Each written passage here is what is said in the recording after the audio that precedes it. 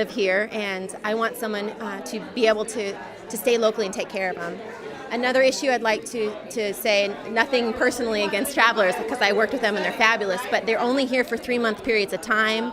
As you can imagine, it's very hard to train and have a tie to the community in 3 months period of time.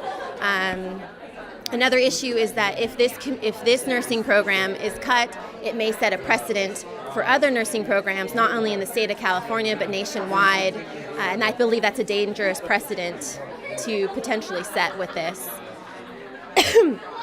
And once again, I'm a nurse. I would like to have a qualified nurse take care of me as well.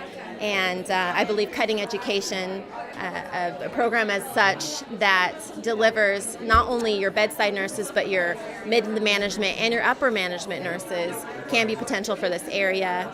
You have to, in rural areas, we rely a lot on nurse practitioners, and you need to have a bachelor's degree before you can go on to get your master's and continue on in your education.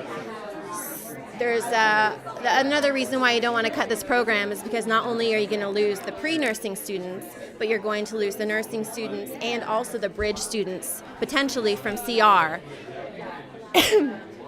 Another reason is that not only does the HSU Nursing Program supply qualified nurses for this county, but also surrounding counties.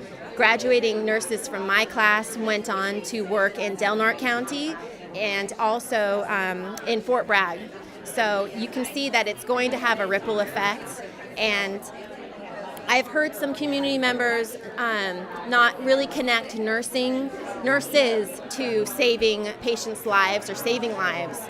I just want to say, as a nurse at the bedside, I've seen that the physicians, because of their high patient load and because of surgeries and such, they are only at the bedside for 5 to 10 minutes. Tops a day. You have nurses there watching you carefully for the rest of the hours of the day.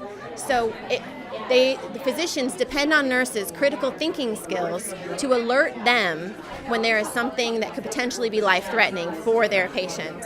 So it's very important to have just well-trained nurses with critical thinking skills at the bedside so that you can go home safe and sound sooner rather than later. Okay, thank you.